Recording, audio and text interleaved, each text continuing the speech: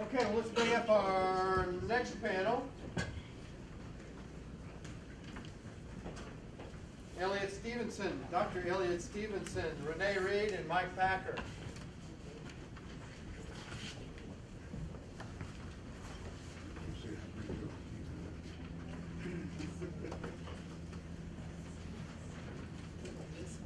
Renee, I want you in the middle.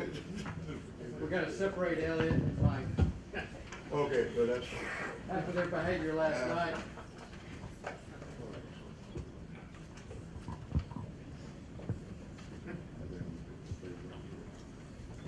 Okay, guys, these are the cards. This says 3 minutes. Right. This says 2 minutes. And Elliot is going first. Is that right, Simone?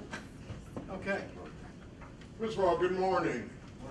Oh, one more time, please. Good morning. Please don't go to sleep yet, not until Mike comes up.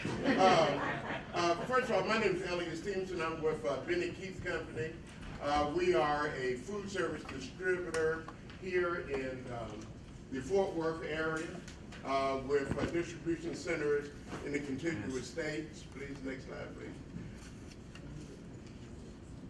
They need it for the TV. Okay, all right. All right, I charge royalties for TV work. I didn't know that. The first thing I want to just talk about a little bit from our perspective as one of the companies that has engaged MSSC is just really talk about not only our experience, but some of the lessons that we learned going through that process. And the first of these and foremost is just the need for an awareness of our industry. One of the things that I have found that is my hallmark in life is to finally get to the point of filling out a survey when it asks what industry I'm in and me not have to check other. because distribution and logistics does not exist. And so the first thing, first and foremost, is to understand and appreciate the fact that we need to create this awareness. The first slide showed a picture of what most kids think about as a warehouse. Not a facility like our new facility in Houston, 465,000 square feet with a lot of state-of-the-art features. In the next slide, please. You think about working in a warehouse, this is what most kids think about. It's an old dirty place with wood and dust and dank. You don't have the foggiest idea what happens. As opposed to a warehouse like ours that can have not only very clean, very bright, but thousands and thousands of different products that are distributed every day. Next slide. And automation through the wazoo. We talked earlier today about robotics and the like. At our new facility in Houston, we have automated storage and retrieval systems that allow us to be able to move products through computerization. You start talking about working on the forklift. This is what most folks think a forklift looks like.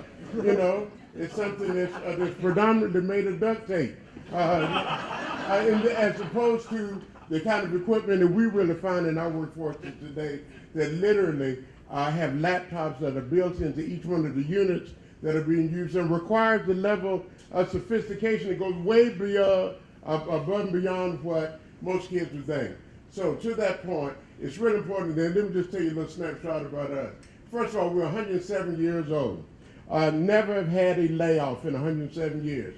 8th largest food service distributor in the United States, 8 operating divisions in 10 states, 2,579 employees who all have my telephone number, 20,660 customers, 1.7 million square feet of warehouse, 33,700 items that we distribute, and 11.5 million pounds of food that we deliver every day.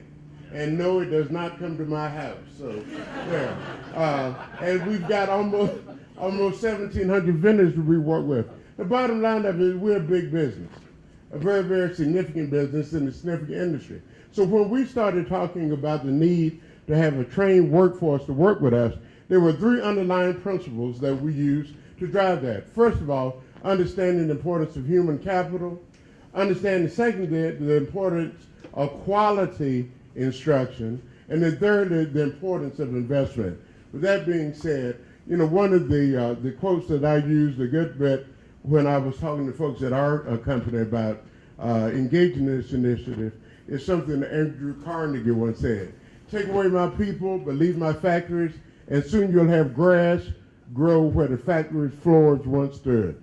Take away my factories, but leave my people, and soon we will have a new and much better factory. And the bottom line of what he's emphasizing is that our focus needs to be on the people that are coming into these buildings to do the work. And the focus on learning, quality, teamwork, a lot of the other concepts that have been discussed are very, very important. The second is the importance of quality instruction. First of all, again, emphasize that point about industry awareness. One of the things that I made very, very clear when we started this process is that I wanted an education institution to work with us as much as I wanted them to work with us. And it was interesting.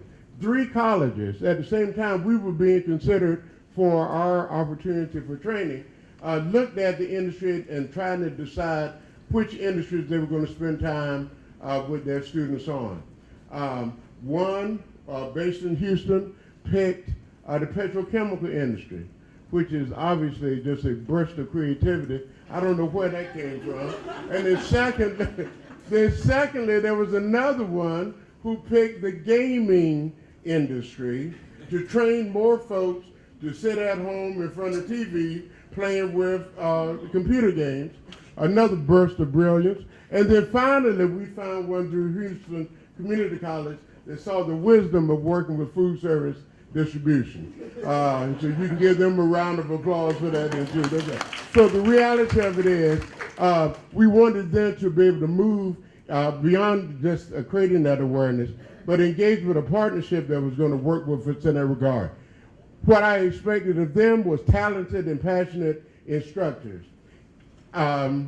Madeline will tell you, as the folks at TCC, do not send me a pet rock to teach my folks. Bottom line, there need to be people who not only know the material, but are willing and engaging instructors in that material. We supplement that then with job-specific training and embed throughout that whole process team building. It's an important investment for our company too. We pay our employees the day that we start them in their training. For 2 weeks before they ever go into one of our warehouses, they're on our payroll. It's not an internship, it's job, full-time wages that we end up paying them. That's what we call in Texas having skin in the game. It makes a whole lot of difference in terms of how well the program works and how respondent my managers are when they know I'm getting ready to approve some payrolls at the end of that week. So it makes a big difference for the employees and for the company. It gives them something to strive for, and it also gives us cause to be able to recognize the achievements that they brought to the table. And then lastly, and very, very important, we need to make sure that we celebrate the return on investment that comes. I continue to be amazed out of those 100 people that we've trained for our CLA program in Houston. The unexpected benefit that we have is to have people come to us with a level of appreciation that knows no bounds. Because this is one of the first times in their lives that they've ever had anybody make an investment in their education. So the next phase, what would I like to see going forward? We will want to continue to work with the Houston Community College District very, very closely and establish a partnership for identifying new personnel, provide continuing education, not only for our students who come through the program who may want to go from a CLA to a CLT training, but also for the people who train them on what our industry expects, and then to make sure that we provide those kind of training, simulations, internships, faculty exchanges to make sure that it's a rich experience. Now, some suggestions, because I know you all needed more work before I got here, so I'm going to make sure I leave with these. First of all, do not assume that folks know about this industry.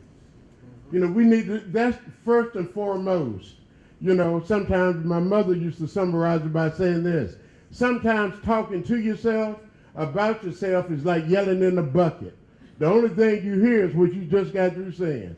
And a lot of times that's the symptom that we feel. We come in and wax eloquently about logistics, and the kids out there in the world don't have the foggiest idea of what we're talking about. And I can tell that by how many kids are in this room today. Hint, hint. Next point, help students embrace the continuum of learning. Understand that learning, especially going forward from this point, learning does not stop the day I get a job. I mean, it's going to continue, and that's something we need to help them to understand and embrace. And promote realistic expectations for career development. CLA, CLT, MIC, KEY, MO, USC, I don't care what certifications you have, you still got to come work. And once you get to work, you got to put some time in before you can become a vice president. Not 3 months after you start working at the company. And then lastly, is that we need to broaden the interaction between the educational community and the nonprofit sectors and the folks that are in the quote-unquote logistics industry. I don't have time to go out there and look for you all. I do not. You got too many acronyms. I can't remember all those alphabets. The fact of the matter is, if you're going to have outreach, do the outreach and make sure that we're aware of the opportunities, and that we'll be there to support you in that regard. Thank you. Great, Elliot.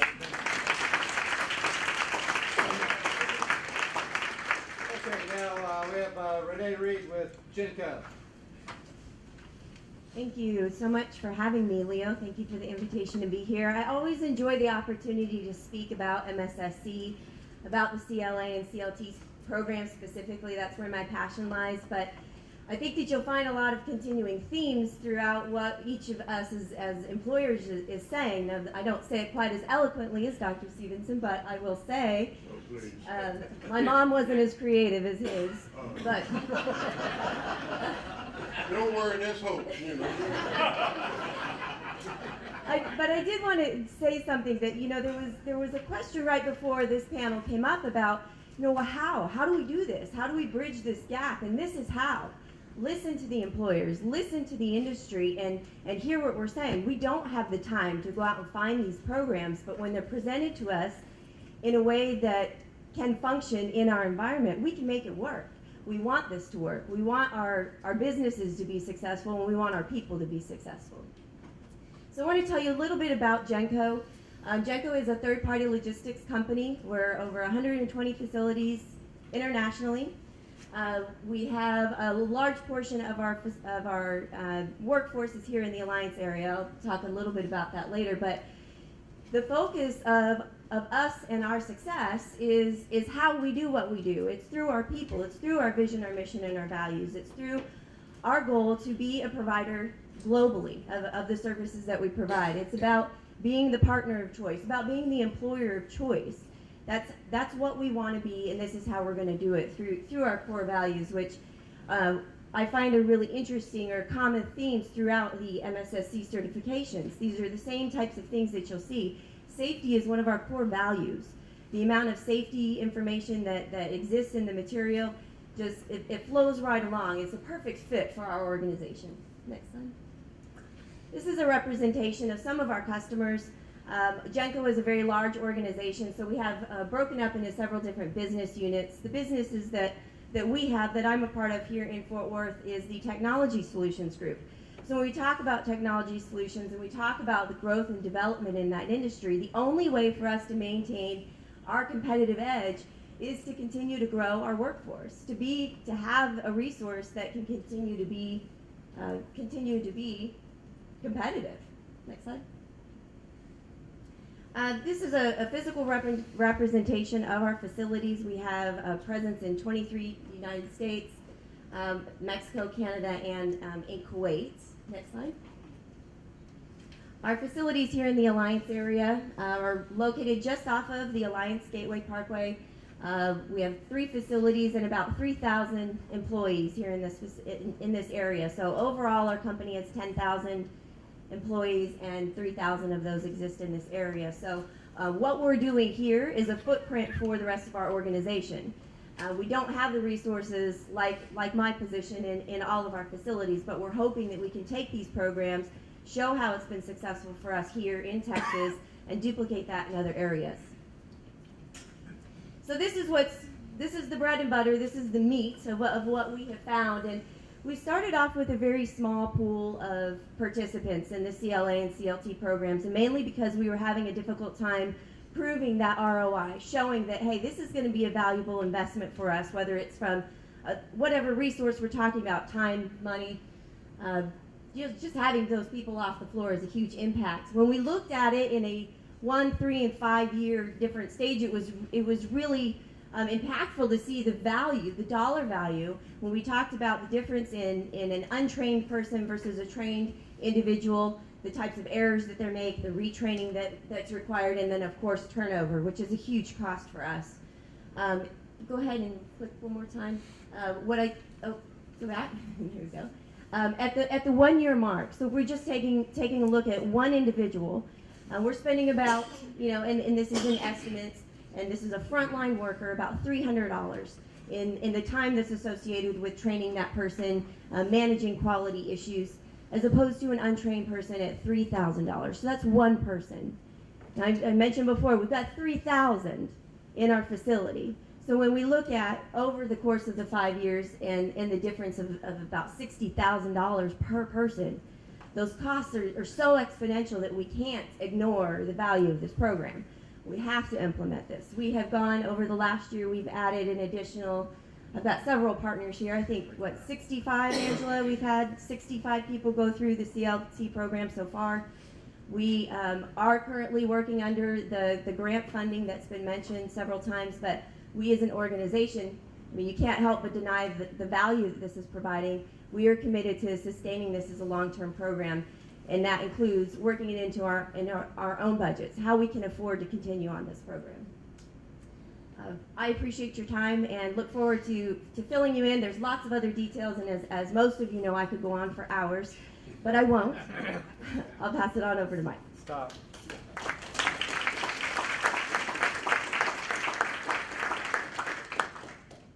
Okay, let's hear from Mike Taggart from Lockheed Martin. Good morning. Good morning. So, Steve, can y'all see me from where you're at? Maybe not.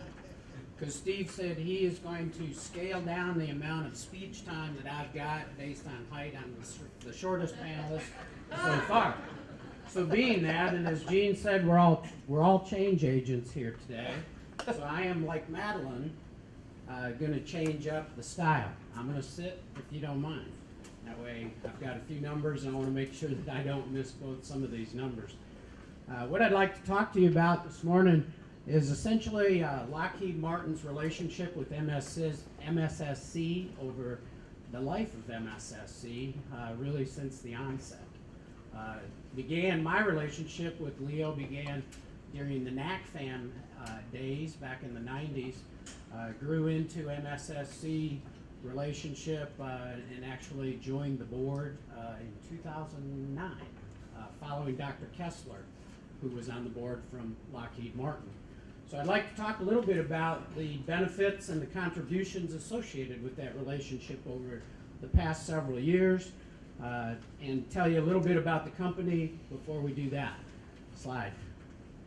We've got 5 core business areas. If you start from the right upper corner, Information Systems and Global Solutions is one of the primary core business areas.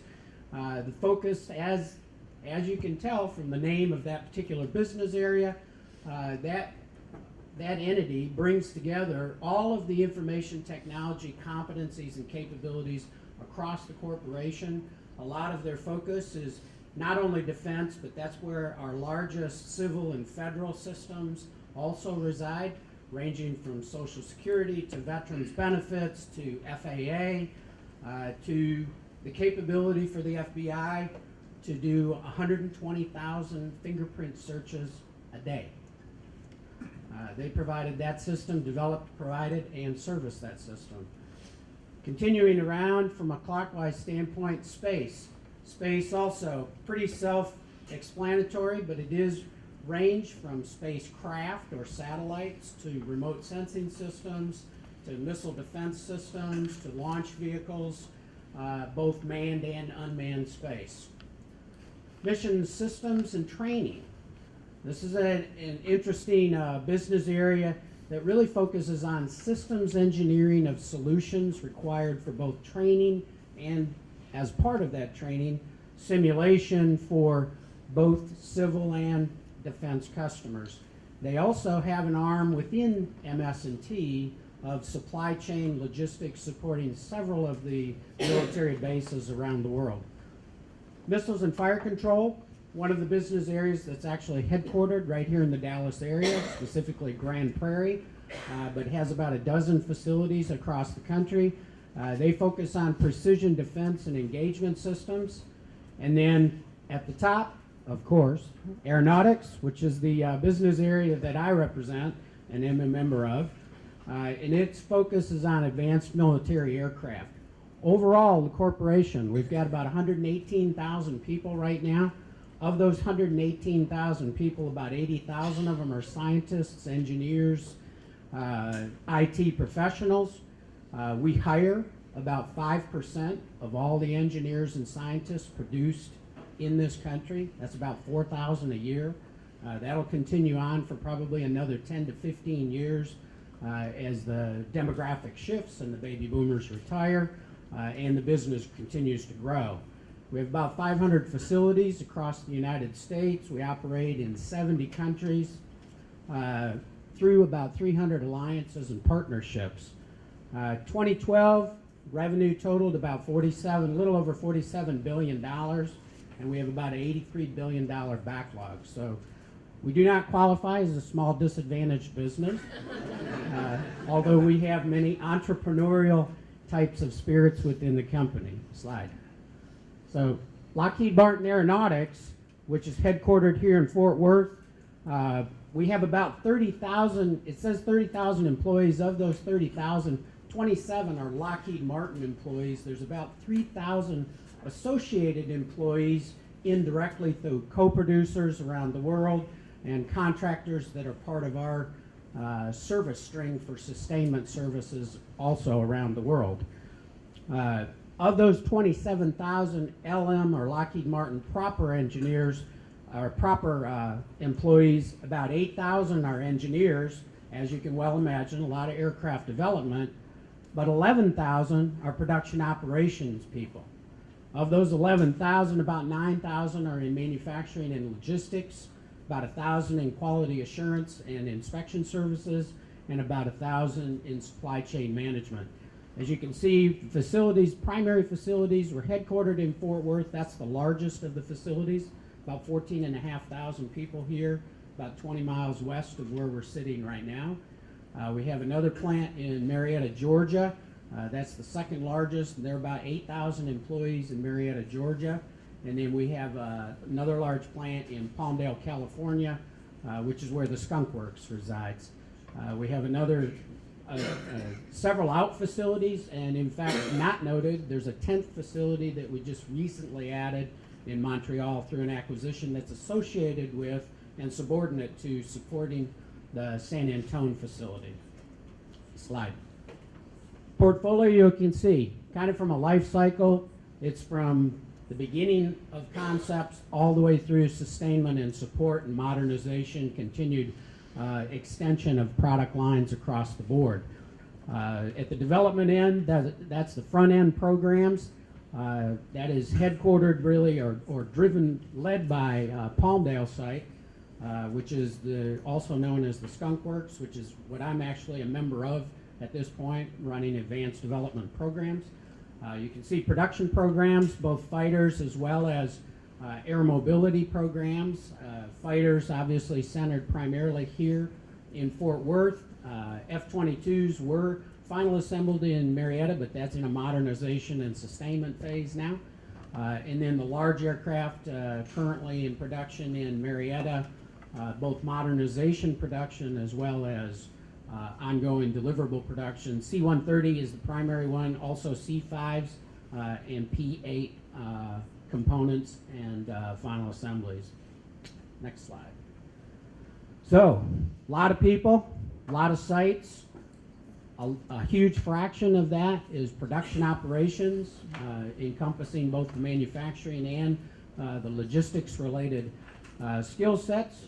Our real drive is keeping pace with both the capacity demands and the technology demands. From an incumbent worker standpoint, a lot of it focuses on technology. As fast as technology is changing, how do we take advantage, leverage that technology, also tap into and leverage the experience of that workforce that has been doing this kind of work for a long time.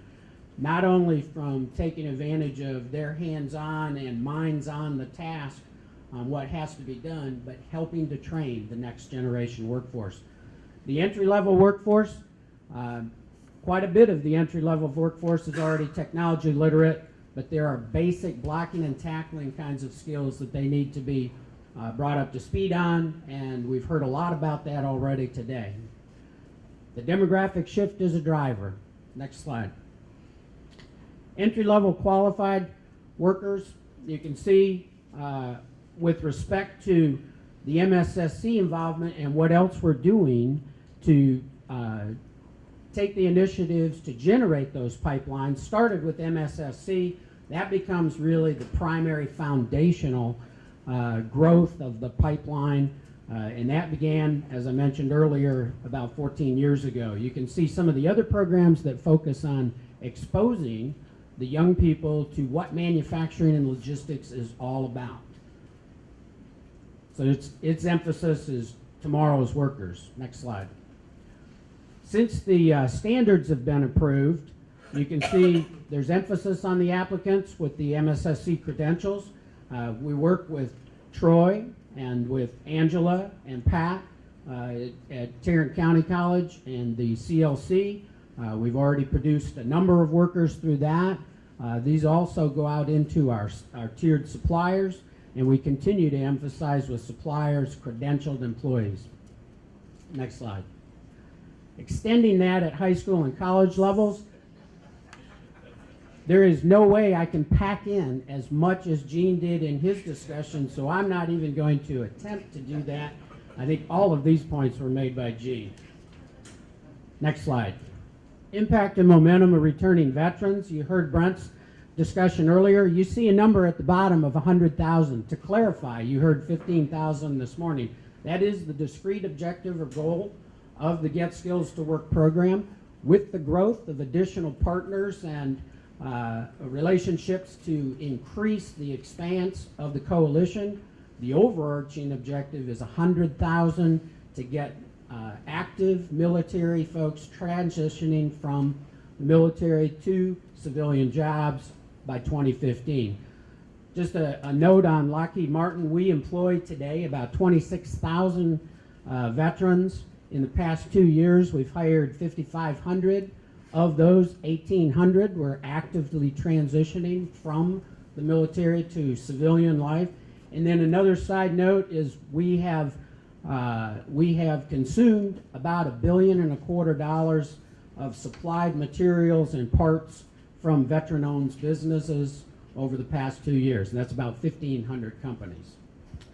In summary, I think we covered all of these points. There's a need there. We've talked about a number of the activities and initiatives that attract and bring in the kinds of workforce that we need in the future. MSSC has been an absolutely crucial central part to this, both from overall standards and accreditation, but the credentials that are stackable to continue a career path for all of those employees.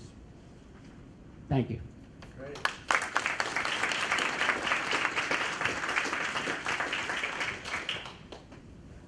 Okay, thank you. That's was some great information. Let's open it up to questions from the crowd.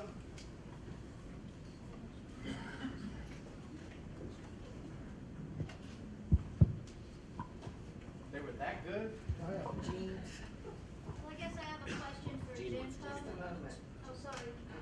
Gene wants another 20 minutes. I just want to thank Lockheed Martin here in this public forum, because Lockheed was there to saw this need and help develop it.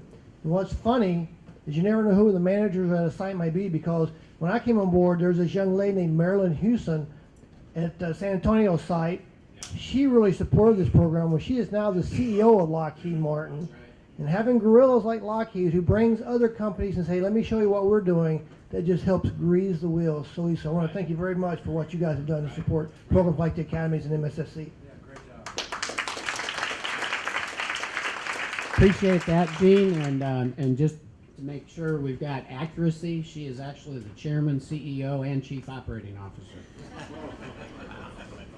Just was gonna ask Renee on your slide about the return on investment, and you said you need to see if you can continue to maintain the resources to do that.